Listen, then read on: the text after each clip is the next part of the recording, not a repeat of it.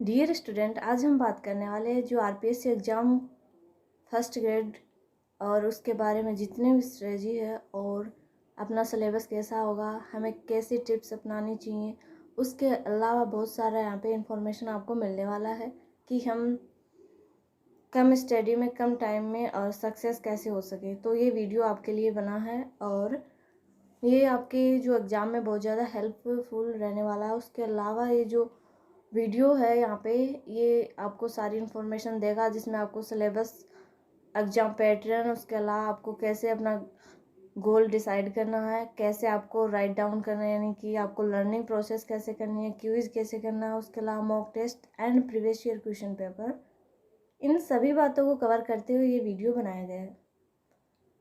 तो हम स्टार्ट करते हैं इस वीडियो को। इसमें बताया कि अगर भीड़ के पीछे चलोगे तो तुम्हारे पीछे भीड़ कभी नहीं चलेगी, इसलिए आपको क्या करना है, लीक से हट के चलना, क्योंकि एग्ज़ाम की प्रिपरेशन तो सभी लोग करते हैं। कोई कम टाइम में कर लेता है याद, कोई ज़्यादा टाइम में कर लेता है। वो माइंड का थोड़ा डिफरेंस हम मान सकते हैं, लेकिन ये नहीं कह सकते आप कि हमारे याद नहीं होता, क्योंकि बहुत सारे स्टूडेंट के कमेंट आ रहे हैं कि हमें याद नहीं होता। और अभी जो एग्ज़ाम का माहौल है उसमें भी ये बताया जा रहा है कि हमें याद नहीं होता, जो भी हम याद कर रहे हैं तो हम भूल जा रहे हैं। तो ये भूलने वाली कोई समस्या नहीं होती, भूलना किसी को नहीं होता और न ही कोई भूल पाता है। हमें बस एहसास हो जाता है कि हम भूल रहे हैं। तो इस भूलने की बीमारी है, उसका ऐसे कोई इलाज नहीं है। आपको राइट डाउन करना, जो भी आपने आज पूरे दिन में लिस्ट बनाई, उसमें आपने क्या क्या टॉपिक कवर किए, उसको आपको याद करना है।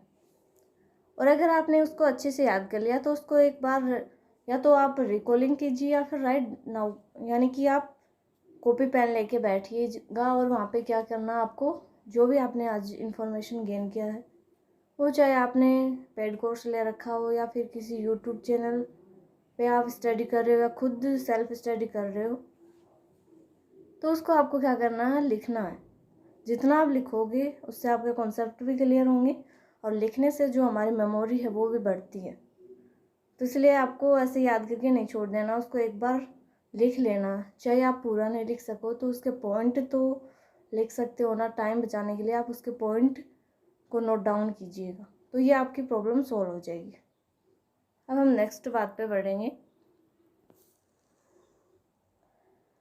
जीवन में सफल होना तो इन 5 बातों का आपको दिमाग में हमेशा याद रखना होगा, और कुछ बातें हैं जो आपको दिमाग से निकालना भी होगा। तो उसमें फर्स्ट बात है, हमारे लोग क्या कहेंगे।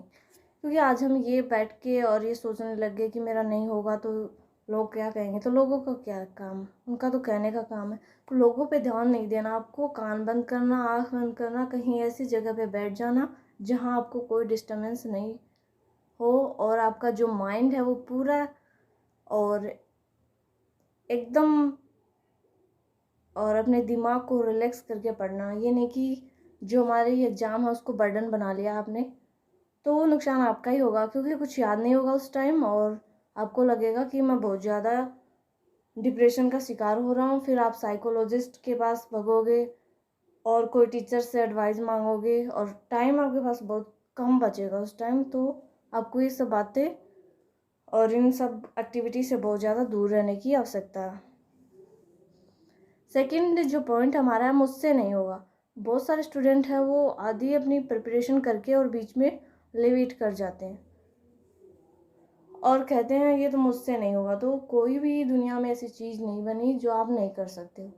खुद पे कॉन्फिडेंस रखना बहुत ज़्यादा ज़रूरी हो जाता है, क्योंकि इंसान को खुद पे ही कॉन्फिडेंस नहीं होगा तो लोग क्या कॉन्फिडेंस करेंगे अपने पे। तो खुद को सेल्फ मोटिवेट करती रहिएगा और जितना हो सके बाहर से मोटिवेट होने के बजाय जो इंसान सेल्फ मोटिवेट होता है वो कहीं आगे तक सक्सेस प्राप्त कर लेगा। थर्ड पॉइंट, मेरा मूड नहीं है, क्योंकि मूड तो किसी का नहीं है, पढ़ने का किसको मूड होगा। और हमें कह दे एंजॉयमेंट करो तो पूरे दिन मूड ही मूड रहता है, तो ये नहीं करना आपको। मेरी किस्मत ख़राब है, ये किस्मत को ये दोष देने के बजाय आप जितना और अपना तैयारी में टाइम स्पेंड करोगे तो वो बहुत ज़्यादा आपके एग्ज़ाम में हेल्पफुल रहने वाला है। फिफ्थ हमारा मेन पॉइंट है, मेरे पास टाइम नहीं है। टाइम जाता कहाँ है, स्टडी के लिए तो आपने टाइम बचा रखा है, तो टाइम को निकालना पड़ता है। अगर नहीं निकले तो ये कर लो कि मुझे पढ़ना है और इतने टाइम पढ़ना नहीं, मैं कुछ नहीं करूँगा। आपको काम होगा, बाहर जा रहे हो तो आपको मैनेज करना, खुद का टाइम मैनेज करके पढ़ना, तभी आपको सक्सेस मिल सकती है। तो ये इतनी सारी बात हमारे मोटिवेशन की होगी। अब हम बात करेंगे कि हम कैसे जो हमारे 3 मंथ बचे हैं उसमें हमारी जो एग्जामिनेशन है उसको अच्छे तरीके से और अच्छी रैंक के साथ हम कैसे क्लियर करेंगे। आज हम उन बातों की यहाँ पे डिस्कशन करने वाले हैं, क्योंकि छोटी छोटी कमियाँ हमारी और हमको सक्सेस है उसके काफ़ी दूर ले जाते हैं। तो आपको ये छोटी छोटी मिस्टेक है वो नहीं करनी है। यहाँ पे हार क्या है, हार तो वो सबक है जो आपको बेहतर होने का मौका देगा।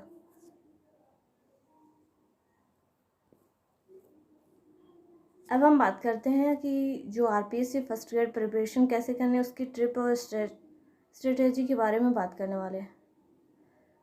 फर्स्ट हमारा हो जाएगा analysis the syllabus and exam pattern. अगर आपने अभी तक सिलेबस एनालिसिस नहीं किया है तो आप बहुत ज़्यादा पीछे रह जाओगे उन स्टूडेंट से जो तैयारी कर रहे हैं। तो सबसे पहले आपको सिलेबस एनालिसिस करना, उसके बाद में उसका एग्जाम पैटर्न देखना, कैसे क्वेश्चन आ रहे हैं, इन सभी बातों का आपको ध्यान रखना है। सेकंड हमारा सेट ऑन अचीवेबल गोल, अपना एक गोल सेट कर लेना है, क्योंकि बहुत सारे स्टूडेंट होते हैं और बहुत सारे वैकेंसी भी गवर्नमेंट ने एक साथ ही डिक्लेयर कर दी, जिसमें वो कंफ्यूज हो रहे हैं और आज तक उस कंफ्यूजन का सॉल्यूशन नहीं निकाल पाए। वो सोच रहे हैं कि मैं ये भी कर लूँगा, ये भी कर लूँगा, तो बहुत रेयर केस हो जाएगा और आपको कोई भी एग्ज़ाम हाथ नहीं लगेगी। इसलिए अपना एक गोल डिसाइड कीजिए और उसको ही पूरी समर्पण, पूरी अपनी कैपेसिटी और एबिलिटी के हिसाब से और उसकी प्रिपरेशन करना स्टार्ट कर दीजिएगा, क्योंकि अब मैं बहुत और आप अच्छे से अगर तैयारी कर रहे हो तो आपका सिलेक्शन श्योर है।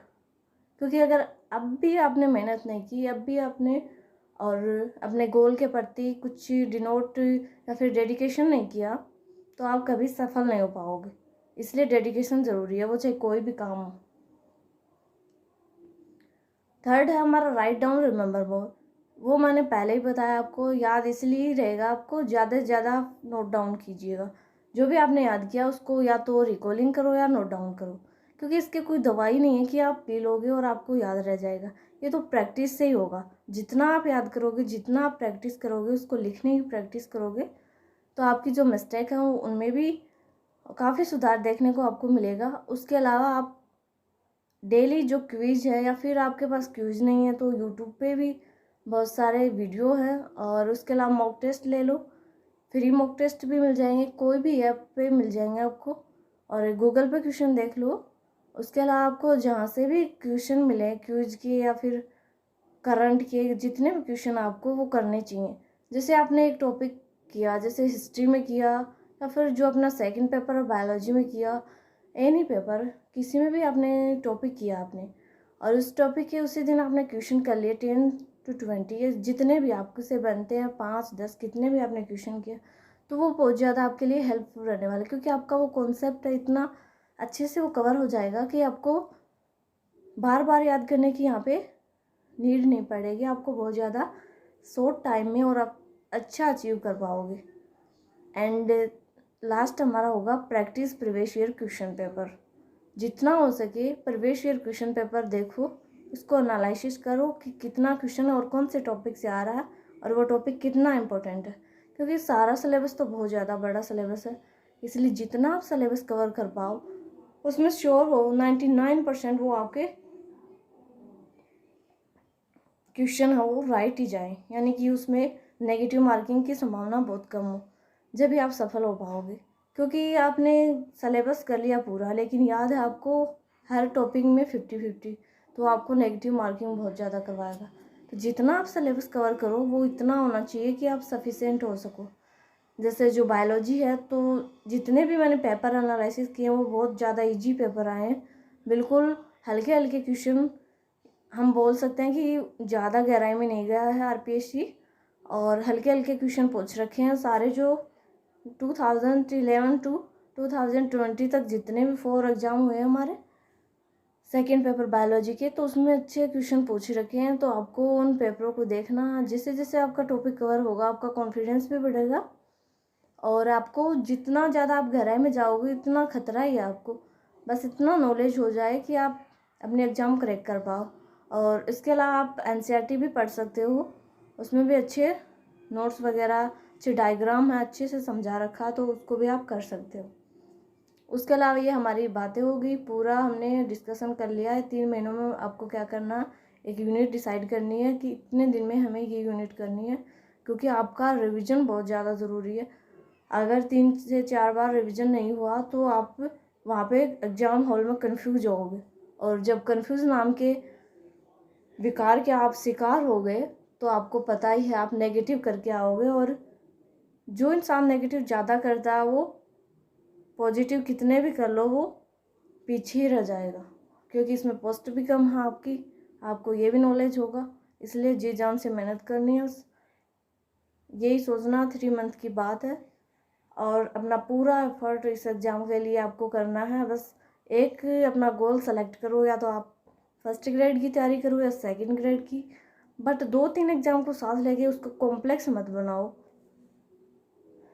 क्योंकि ये आपके लिए ही हार्मफुल होगा। आप कोई भी एग्ज़ाम को क्लियर नहीं कर पाओगे। बस एक गोल आपको सेलेक्ट करना है। तो मिलेंगे हम नेक्स्ट वीडियो में इसी प्रकार के गाइडेंस के साथ। अगर कोई भी आपके पास डाउट है, या फिर आप कोई वीडियो चाहते हो, आपको कुछ समझ में नहीं आ रहा, तो कमेंट करके बता सकते हो, हम आपके लिए वीडियो अपलोड करवा देंगे। और किसी प्रकार की गाइडेंस की ज़रूरत है और उसके अलावा कुछ भी पूछना आपको, तो कमेंट बॉक्स में टाइप कर दीजिएगा, हम आपकी प्रॉब्लम का सॉल्यूशन कर देंगे। तो मिलते हैं नेक्स्ट वीडियो में, तब तक के लिए बाय, टेक केयर।